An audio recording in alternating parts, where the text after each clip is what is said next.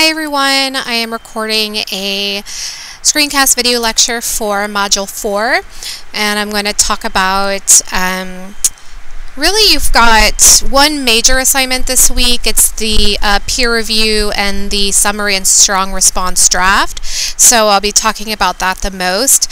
There are some textbook readings that you want to do for this week, and I'll show you where I've put my notes, which is in the place that I usually put all of my notes for the textbook readings. And then you have the Hunt Library Evaluating Sources course, which is very similar to the library basic training course. So the content is different except in this one, which is you're doing this now because you are getting into the world of looking up sources, doing research, and we're kind of dipping our toes in the water with this summary and strong response draft because you are, choosing a source. It's not a scholarly source, so you'll be choosing an editorial piece, and then you'll be doing a summary and response. I like to call it more summary and analysis. That's the more common name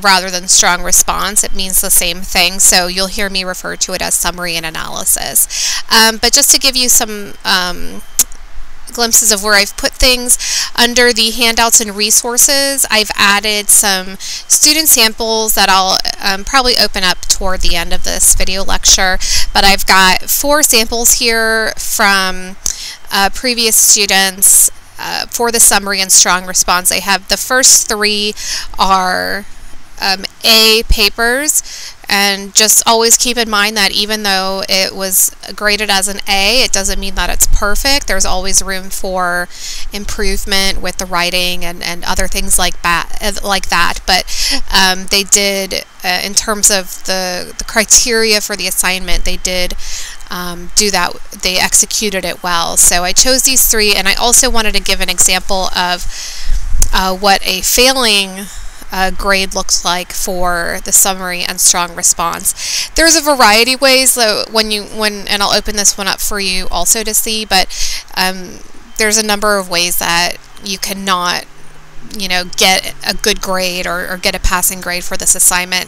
This is just one example of what that looks like. So in terms of the readings, if you go to discussions, which is where I've been posting all of my notes for the chapters, you'll see that I've added a chapter for Module 4 that goes over the 3 chapters for this week, chapters 5, 23, and 24.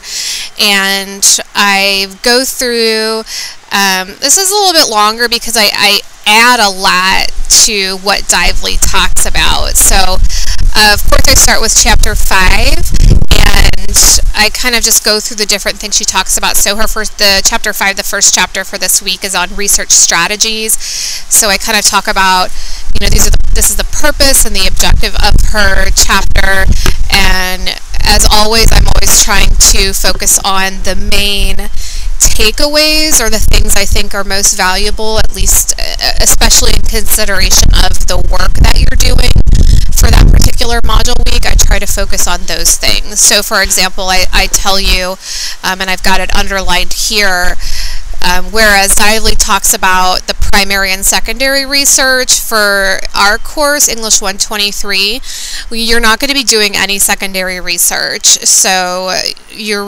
only doing sorry, I think I'm confusing myself. You're not doing any primary research. You're only doing secondary research. So if you want to kind of skim through the primary research or just skip it, that's fine. You don't need to know about how to do a survey or how to, write a questionnaire, those types of things where you collect your own data. All of the research that you'll be doing for this class is going to be secondary research. So I talk about the 2 main takeaways from chapter 5.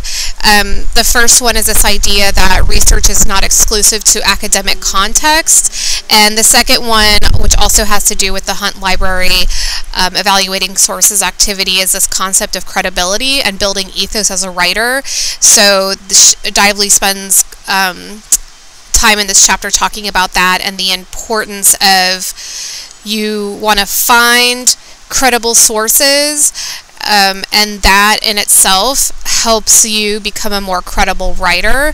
And this is what is called, and Dively also refers to this, but it's called building your own ethos as a writer. And then she kind of goes on. I pull some quotations from her that I think are pertinent to the particular chapter and to the takeaways for not just this week, but a writing class in general. Figure 5.3 on page 72 is a really good figure, and it's a heuristic, so it's listing questions, but they're questions devoted to, how to determine how credible a source is. And then she spends, I think it's like 1 page or 1.5 page on this idea of integration of sources, and her purpose in bringing that to your attention is really to make you aware of what's called unintentional plagiarism. And I don't think she uses the words, I know she uses the word plagiarism, but I don't think she refers to it as unintentional. But that's what she's getting at, is this idea of, we have intentional plagiarism and then we have unintentional plagiarism. So intentional plagiarism is, of course, I'm writing a paper and I just copy and paste knowingly someone else's work and pass it off as my own, versus unintentional plagiarism, which is where you are bringing in outside sources, but you're not citing them correctly, and so the reader can presume that it's you that's saying those things when it's actually somebody else. So so she's just really bringing your attention to that. But what I did is I actually really built on her conversation that she started about integration of sources, because source integration is a huge topic in and of itself, which I'm guessing is why she only briefly kind of touches on the surface of source integration, because it's a very large topic. So I tried to boil that topic down as much as possible, because it is important to be able to understand when we say source integration, what that means. It's not just about unintentional plagiarism, but and so what I do, and I'm not trying to overwhelm people because there's a lot more. I could do an hour lecture just on source integration. Normally I would spend, or for example, when I teach literature for Embry-Riddle, I spend the entire term talking about source integration because they start doing it from the get-go. But the things that I wanted to make you aware of, because you will be integrating sources, or at least the one source for the summary and strong response, is ensuring your voice is the dominant voice in the writing, so not being over-dependent on your source or sources.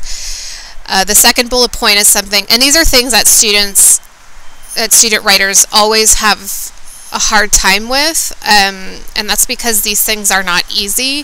So when we integrate sources, you're taking another voice or other voices and you are meshing them with your voice, and your voice should be the dominant voice in the writing, but meshing your voice with someone else's voice can be really complicated to know how to do that, not just grammatically, but also so that it makes sense in terms of how you are organizing the argument, and not just the argument, but how you're organizing the items that are supporting and developing your thesis. So grammatically integrating a quotation with your own voice so that the two voices grammatically make sense to the reader. That's usually the easiest way to do this correctly, is to read out loud when you are integrating a quotation. Read your voice and how it connects with the other voice, and if you read that out loud, you should be able to hear if it's making sense or if there's a jolt that doesn't make sense when you get to one voice to the other voice. The other thing are these ideas of the orphans and the hit and run quotations. So these are things I tend to address a lot in student writing. So sometimes I feel like no matter how much I talk about orphan and hit and run quotations, people just still do them. So I'm trying to bring them to your attention as early as possible. But An orphan quotation is when you don't have a signpost, and I'm going to explain that in just a second. So a signpost is a contextual lead-in that's in your voice, and the signpost, and it's called a signpost because it signals to the reader. So it has a meaning-making process for the reader. So the reader sees a signal post or a signpost, and it's context that then introduces the other voice that you're bringing into the writing, and the other voice would be like a quotation. A hit and run quotation, it can be an orphan quotation, but it doesn't always have to be. When we talk about a hit and run quotation, this is a type of thing that you just drop into a paper or a writing project and you don't address it at all. It's just kind of like, this person says this, and then you provide the evidence, and then you just don't address it at all. So it's kind of like, I don't know, to try to give an analogy, I would maybe, if somebody was trying to make a point to me about something, maybe they were angry at me and they were trying to argue their point as to why they were angry with me, and to make their point, they just took a glass of water and dumped it on the floor and then just started talking about the weather. That's the same thing to me. Then it's like, okay, well, why did you drop the water, dump the water on the floor? Can we back up a little bit? Because I'm getting lost between how you dumping the water on the floor and you talking about the weather are connected. So a hit and run quotation is the same thing. It's like you're dumping that water into the paper, and then if you don't address it and you just move on to talking about something else, your reader's going to be like, I don't really know what's happening, and I'm not sure how this other voice and how this evidence is working to support not only the paragraph, but also the overall writing project's rhetorical intention and objective. So, and I give this rule of thumb down here because this is to underscore the idea of how when you get to the point of actually, you do research, you find sources that will work for you, and then you have to locate quotations from those sources to integrate into your work. How long do those quotations need to be? The answer is the shorter the better. And this is a rule of thumb when choosing quotations, is that however long your quotation is, your analysis of that quotation should be as long, if not longer, than the quotation. And so, because what I've seen quite often in student writers is they'll dump kind of like a 4 or 5 line quotation at the end of a paragraph, and then they'll just go on to the next paragraph, and it's like, okay, well, it's a hit and run, because you're just dumping something in there, and I as your reader don't know what to do with it. It's not my job as the reader to look at the quotation and then say, okay, this is how this quotation and outside voice is helping to support and make meaning out of your argument. That's not my job as the reader. It's your job as the writer to do that work.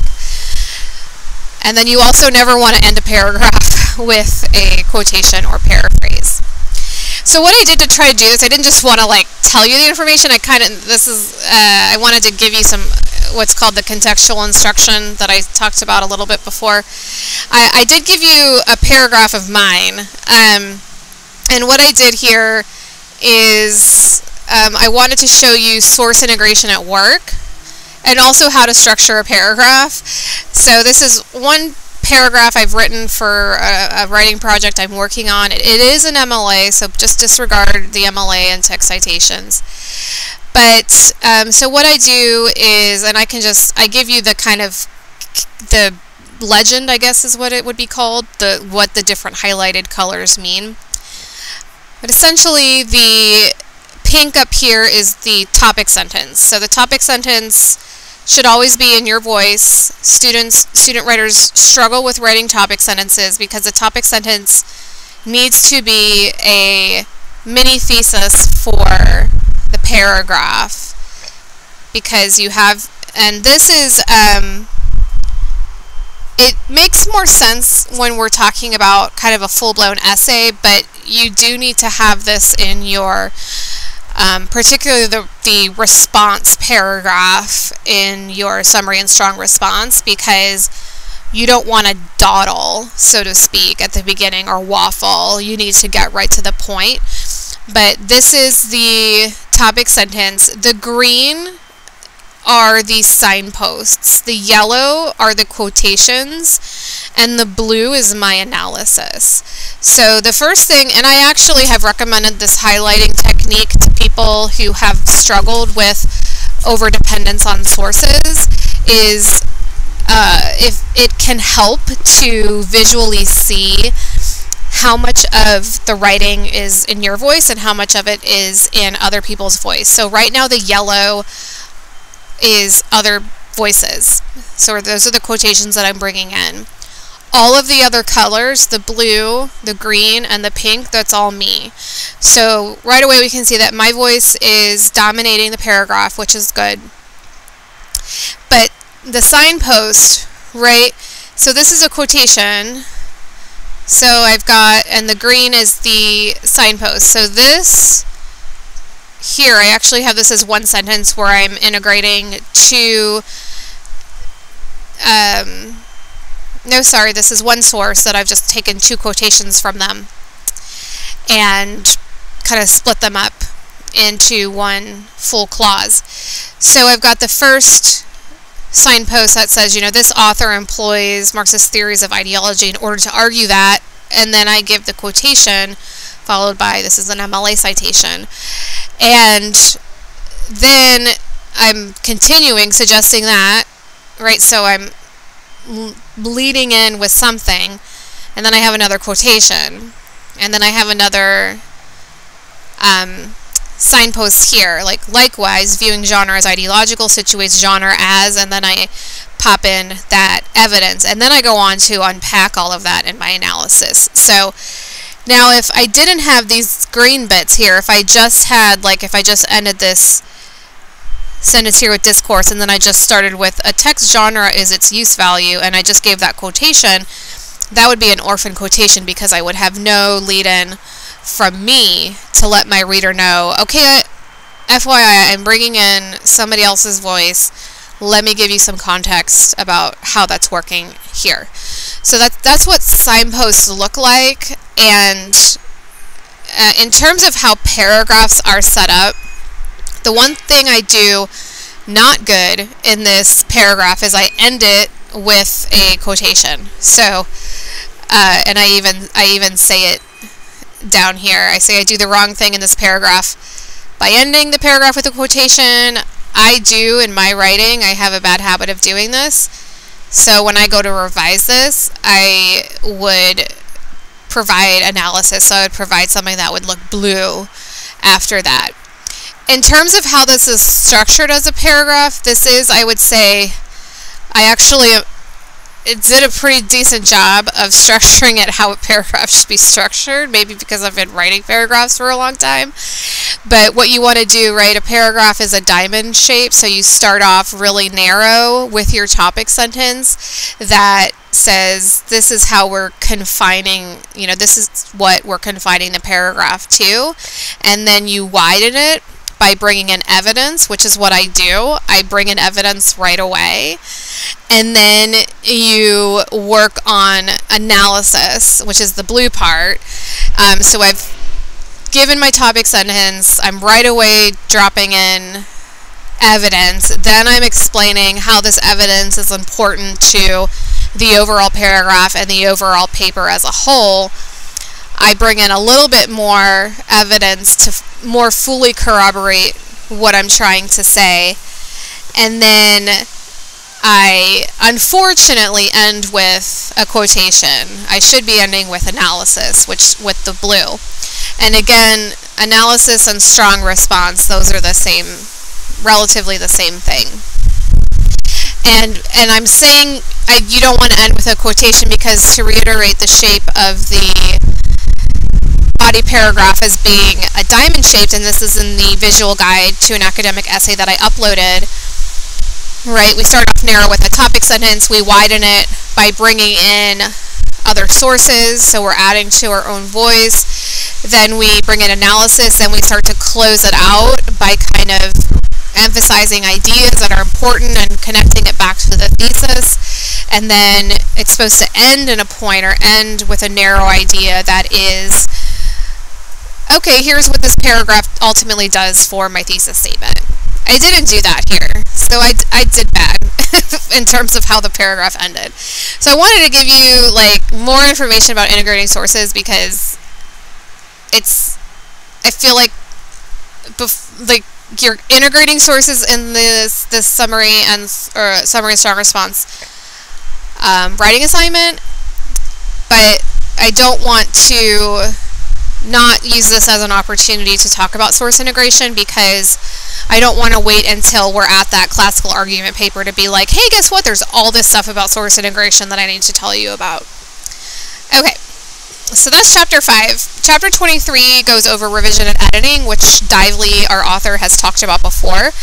And in this chapter, she's just kind of unpacking it in a more comprehensive way.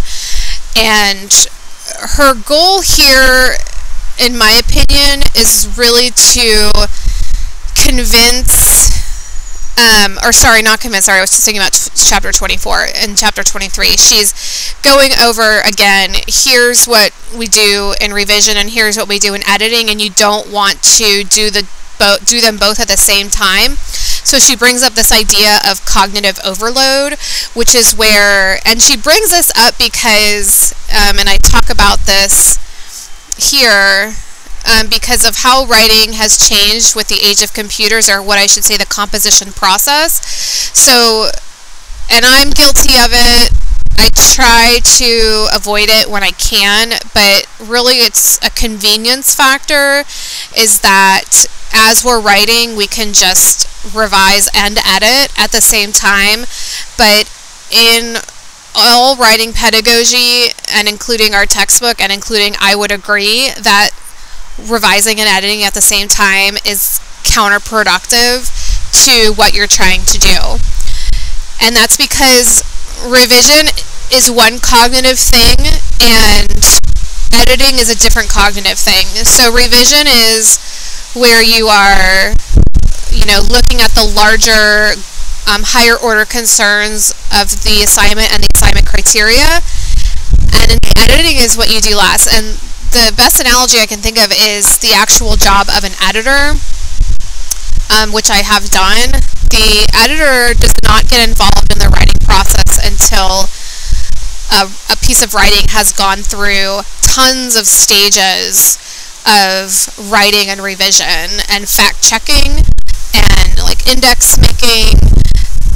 And after it goes through like months and months and months of that recursive work of write, revise, fact check, write, revise, fact check, write, revise, fact check, the editor will get it at the very last stage to make it pretty. And then that's it. That's the last stage before it goes to printing. You never move in, when we're talking about the publishing world, you would never ever go from it's in the hands of the editor and now I'm sending it back to the writer, or now I'm sending it back to the person who's a fact checker. It never goes in that direction.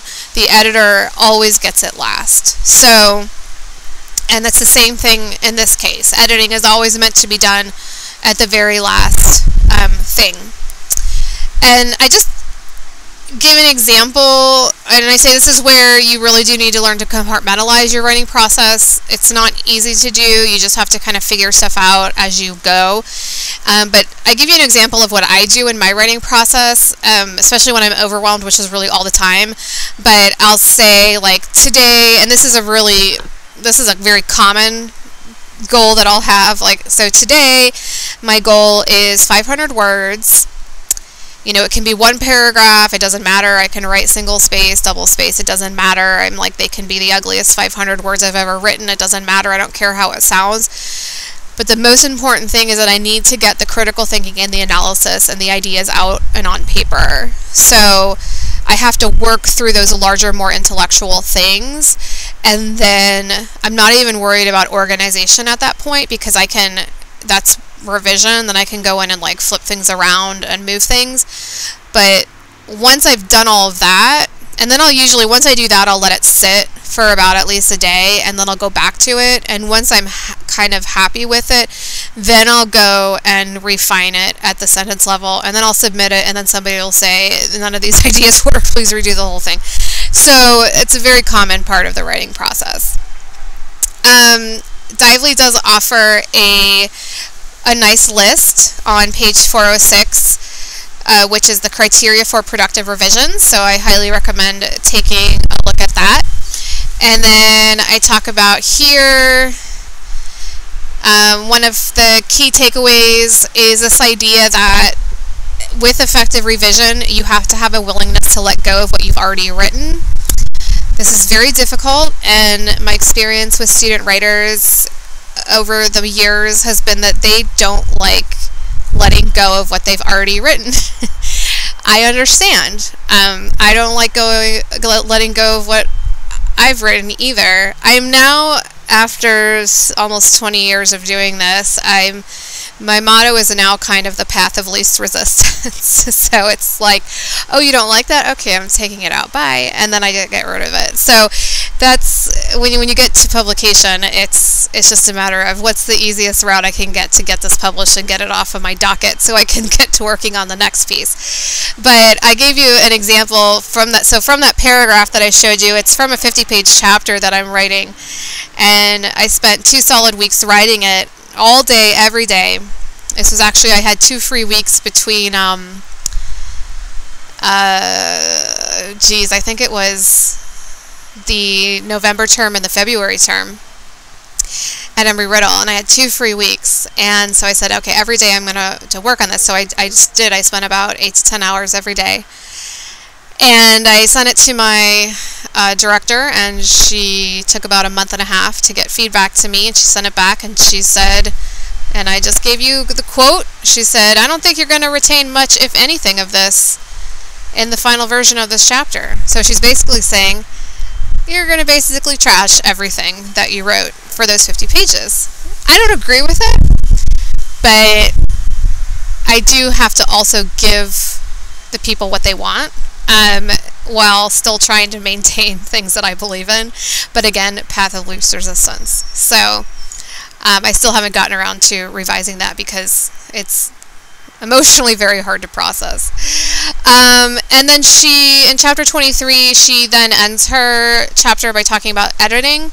It starts on page 410, and she goes through a lot of sentence level writing issues, so a lot of punctuation and some grammar. So it's, looking at things like that in a textbook, again, that's called decontextualized learning. It's okay to do, but it's not the best way to go about learning how to apply grammar, which is why I prefer the contextual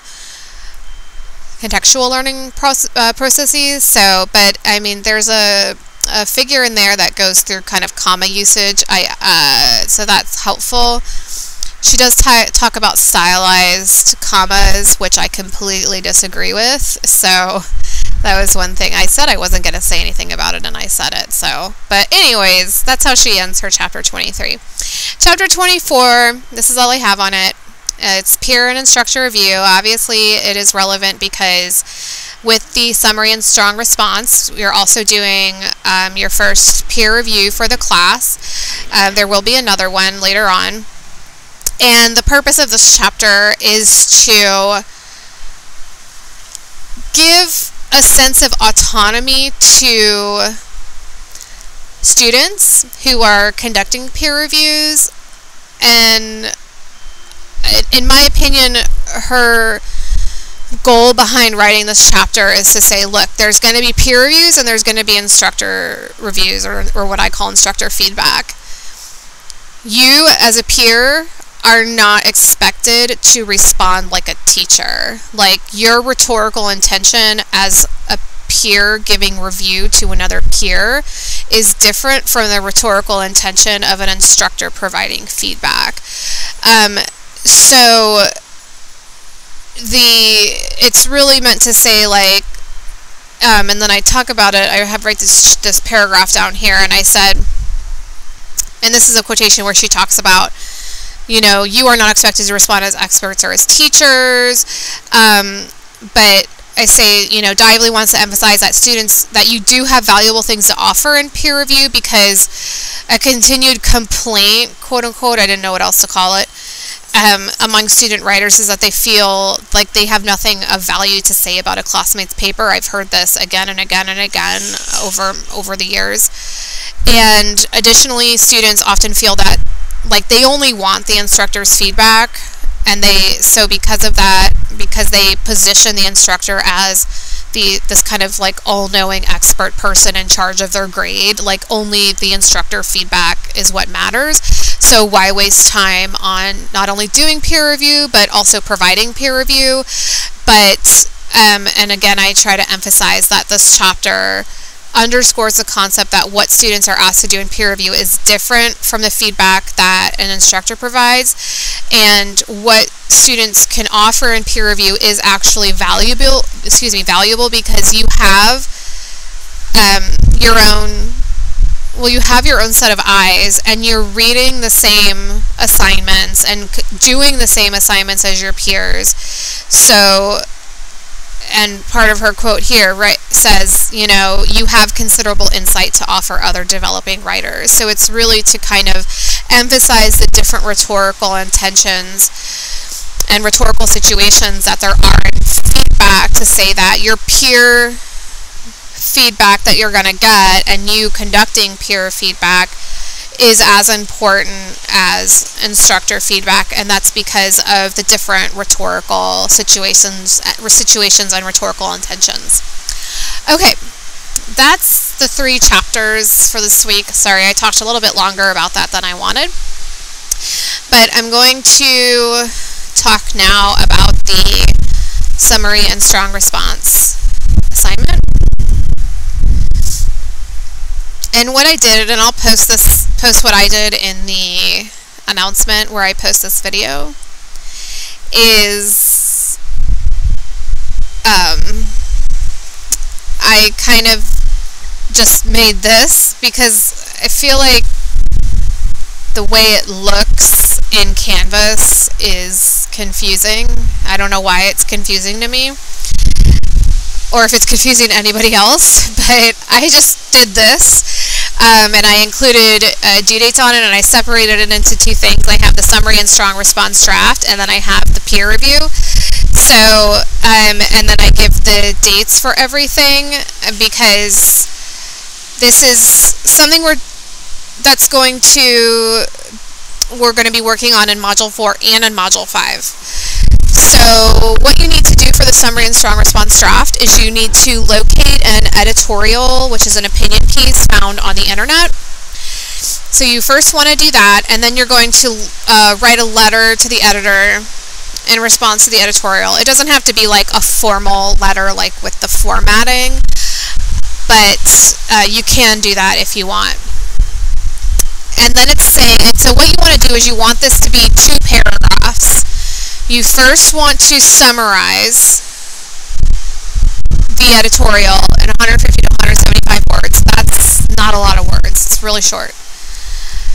And be sure you present the thesis and the major supporting points in an objective manner. And by the thesis, they mean the thesis of the editorial. So just like when you read anything, you need to be reading for what is the argument of this piece, and what are the major supporting points that the author or authors use as a means to support their thesis. You want to identify the editorial, like the title and the author, and then also include a link, and I'll show you what that looks like in the student samples. And then you're going to have a second paragraph, which is your response/analysis. And it's longer. It's 250 to 300 words. And in the response, this is where you You can agree with one or 2 points, but you also have to resist it by questioning it, arguing it, challenging it, refuting it, and then explaining why. And it says here, it may be helpful to think of your response as a reaction to how the writer was trying to influence your thinking. Pay attention to the words used to name and describe the details included and any comparisons made. And I'm going to talk about that again in a second. And then lastly, what are called attributive tags. Those are signposts. And I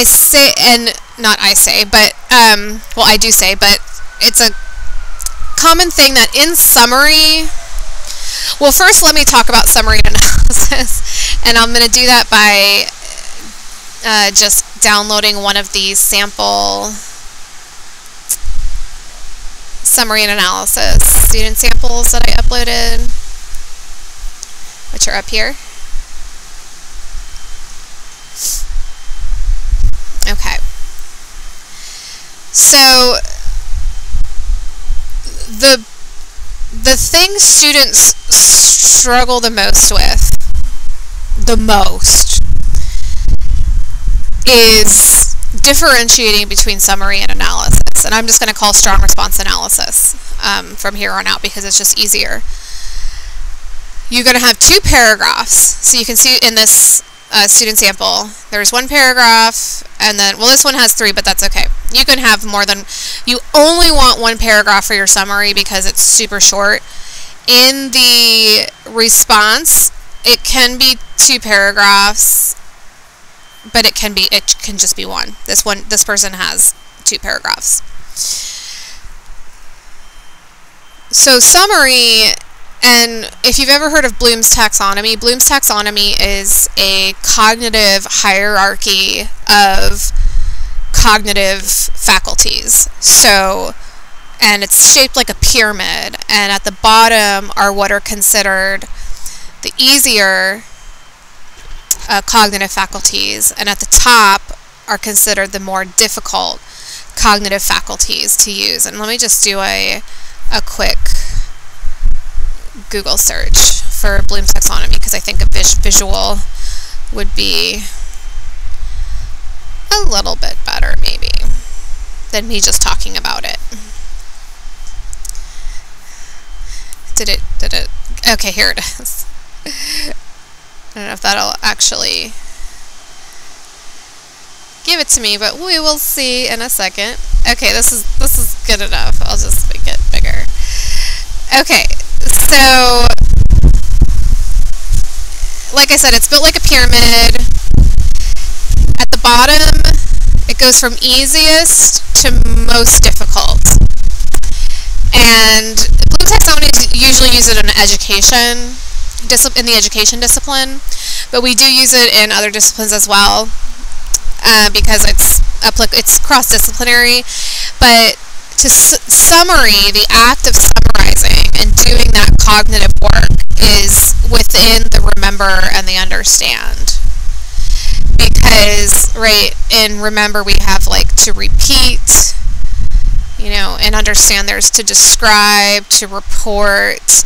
Those are quote-unquote easier cognitive skills to execute. Analyze, you can see, is higher up. The top is creation. So creation is like invention, you're making unique arguments, right? It says produce new or original work, and that is the most difficult thing to do. It takes a lot of research and understanding of a discipline to do that. But analyze, you can see here, is higher up than summary, right? Because when you analyze, you are cognitively doing more work than when you are summarizing. So when you summarize, and I always use the football analogy to talk about summary versus analysis. So if I were summarizing a football game, I would say, you know, this football game was this team against this team, and this is where it was, and this is the date it was on, and here's what happened in the first quarter, right, because I think they use quarters. In the first first quarter, this is what happened. In the second quarter, this is what happened. In the third quarter, this is what happened. And in the fourth quarter, this is what happened. The end. That's a summary. I'm not being biased about anything. I'm not saying maybe like my favorite team was in there and I'm being biased about them, or maybe there's a team that I hate that's in there and I'm being biased. I'm just saying A, B, C, D, E, this is just what happened. I'm just repeating information and reporting it to you in an unbiased, unopinionated way. That's summary. If I were analyzing that game, I still wouldn't be like, oh, that game's or that team is terrible. That's not analysis. That's still being unjustly opinionated. It's not that type of language we want in this type of work. I would say, okay, in the second quarter, the coach decided to do X. I didn't agree with what the coach did because maybe the coach switched out one player for another, and maybe I thought that that was not the best move for that coach to do. And in the third quarter, the referee made these two calls, but I didn't agree with those two calls because I think that this was actually the situation. And in the fourth quarter, I think that, this person they say was taken out for concussion watch, but I think they're just doing that for, this particular reason. So I'm not sure that they won this game fairly. So here you can see I'm not just summarizing what happened. I'm looking more deeply at the choices that were made on behalf of the people involved in that situation. And then I'm also resisting some of the things that happened. So that's the difference between summary and analysis. And what happens is that students confuse them. So in the summary paragraph, the student might end up putting in some analysis. And then in the analysis, the student might put summary. So you have to be really careful that when you write your summary paragraph, that you only have summary in there, that you're just saying, this is what's happening. This is the article. Here's who wrote it. This is what, newspaper or magazine or whatever website it was on. Here's the link to it. This is what they argue. These are the points they use to help support that argument. These are some things that they say to help support their argument. This is their audience. End of story. That's it. And then when you get to your analysis or strong response, that's where you say, while they say this, quotation, I disagree with this postulation because of this, this particular reason. So when you look through, one or more of these summary and strong response student samples, hopefully you can see that the first paragraphs are just summary, and then in the second paragraphs, right, you can see right away that this student here is saying, I agree with several major arguments that were made in favor of the Washington State campaigning to keep the Boeing 797 production in Washington State. So they're saying, here are some things I agreed with. They're quoting, however, I disagree with the assumption about blah, blah, blah, blah, blah, and then quoting. So you do need to be quoting. You need to quote in the summary paragraph. You need to quote in the strong response / analysis paragraphs, because you do need to make that clear in terms of what you're agreeing to and what you're resisting or what you're disagreeing to. Going back to the idea of attributive tags. So attributive tags they're important throughout the entire summary and strong response, but most student writers struggle with them the most in summary. And that's because an attributive tag is attributing an idea or an argument to a particular author. That's why I call it a signpost. It's similar to a signpost because it provides context, but you're really making sure that the reader does not get confused between, are you saying this, or is the editorial, or are the editorial people saying this? And so you can see that this student does a great job of always saying, their article does this. The editorial board highlights this. the editorial board informs it's this, right? So the reader is never confused that the reader's never confused about all of the summary and what this writer is writing. It's that the people who wrote this article about the Boeing 797 is actually, sorry, I'm not sure what's happening, is actually coming from the article and not coming from you who's writing it. Because without the attributive tags, it looks like you are saying those things. So that's why attributive tags are important, is because you want to really make the distinction between this is what I'm saying and this is what they're saying. So, and that's why I'm saying it's more confusing, not confusing, but students struggle more with it in the summary because it's all what the other person is saying.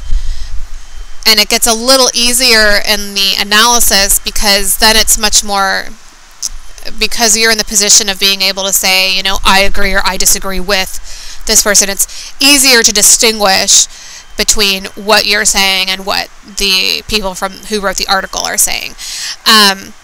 So you want to make sure you have those attributive tags because they are crucial for your reader to understand who is saying what and who's arguing for what. Okay, so I gave some due dates here so there's 4 due dates, and then I'll talk about the peer review, and then that'll be all I talk about in this, what's becoming another long video lecture. I did extend the date to submit the summary and response draft. It was originally due on the 4th day of Module 4. I extended it to the 5th day because I don't see why you can't have another day. So it's now due Friday, this coming Friday by 4/12 by 11:59 p.m. And that's when you want to submit your summary and response draft. I have the assigned date. This is when you'll be assigned. So on the 6th day of Module 4 is when you will be assigned 2 peer reviews to conduct. And then the next 2 dates are when you need to have your peer reviews completed, and then when you want to submit your final summary and response. So what's going to happen is you're going to find an editorial, do all of this stuff up here, submit it by the 5th day of this module. Then you're going to get assigned 2 peer reviews. So you're going to look at 2 of your classmates' drafts of their summary and response. You're going to provide peer review on those. You want to complete the peer reviews by the 3rd day of Module 5, which is Wednesday, April 17th. You're going to get feedback from 2 peers, and you're going to get feedback from me. And then you take all that feedback and you revise your summary and response, and then you submit the final one at the end of Module 5, which is Sunday 4/21. So those are the due dates, and like I said, I'll copy and paste all of this into the announcement. The peer review, this is just to talk a little bit about peer review. So again, I just changed it to the 5th day of the module week. Nope.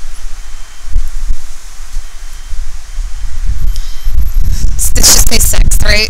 On the 6th day of the module week, after you've submitted your assignment on the 5th day, you will be assigned to conduct a peer review, right? I've already talked about this. You want to complete the 2 peer reviews, and then this is talking about, and I just copied this from the criteria. Like I said, the way it looked in Canvas was just a little confusing to me. And this just kind of talks about like what to do when you give peer review. So don't just write and post, like write and relook at it and then make sure it's something you actually want to say.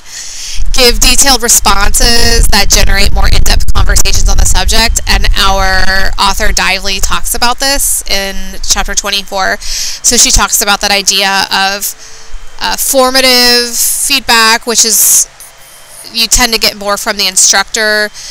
You want to stay away from summative feedback, which is summary, which is basically like, in this paragraph you do X. Like, that's not very helpful. But you want to try to provide evaluative or as formative feedback as possible so that you're actually challenging the writer to think about something, or to give them something to think about when they go to do revision on their drafts. Remain professional, obviously. Discuss strengths and weaknesses of the submission. Provide clear suggestions and praise when necessary. I'm not much of a praiser just because I think it's a waste of time. That sounds so terrible, but praise is like you do want to stay away from things like if someone tells me your paper's great, I'm like, I don't care. That doesn't mean anything to me, and it doesn't help me make my work better. So writing is never finished. So when someone says like, your work is great, nothing else needs done, I'm like, you're lying, or you're just being too lazy to tell me what I actually should be doing to make this better. So praise can be good, but I tend to focus on, okay, in order to, improve your writing or things you want to focus on X, Y, and Z. So I'm a very kind of straightforward. So it's not that I don't provide praise because I don't think people's writing isn't good. It's because I'm trying to be as efficient as possible. So let's cut right to the chase. So in order to do this better, in order to get better at this, in order to improve, here's what we need to do, because that's what I like people to do for me. I say that, but when they do it, then I cry. So I'm kind of a hypocrite. But I usually do provide, praise. I do try to do that. And then just be appropriate. Make sure it's not just professional, but it's also relevant and hopefully constructive for the actual, the two classmates you'll be looking at. So the last thing I wanted to show you was the failing summary and strong response. And you can look through, these are all different. And this is, I did provide a lot of feedback on the draft, and then the student just didn't take any of my feedback, and just kind of submitted the draft as the final. That's not a good thing. You don't ever want to do that, because that's almost an automatic F, because the whole purpose of revision projects are doing revision, and if you don't demonstrate revision, your grade could go down, like you could do worse, except you don't receive grades on the drafts, so you just receive grades for the peer review.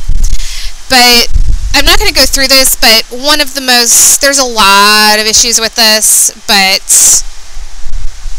if you read through it compared to the 3 other samples that I provided, hopefully you'll be able to tell pretty quickly that the tone of this, the fact that there's no source integration, that there's no real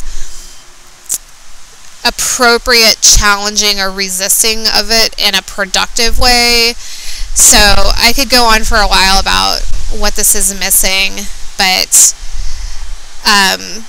this is also a piece where the writer puts analysis into the summary and summary into the analysis, so they're conflating the two rhetorical intentions. But I would definitely look at it just to get an idea of what not to do. And just as one last thing, I promise, before I go. If you see, this is how these students, and all 3 of them are like this, the 3A samples, they've linked their editorials like this. If you don't know how to do this in Word, now again I'm on Word for Mac, but it should be pretty much the same, if not exactly the same, on a PC. What you do is you highlight what you want to hyperlink, and then you go to Insert, and then you go to Hyperlink. And once you click that, all you do is you copy and paste the link to your editorial there. And that's just how you add the hyperlink in there rather than just dumping in a long URL or something like that. This is the most kind of pretty way to do it. But okay, that's everything I have today. If you have any questions, please feel free to let me know. Otherwise, I will be talking to you guys soon. Okay, bye.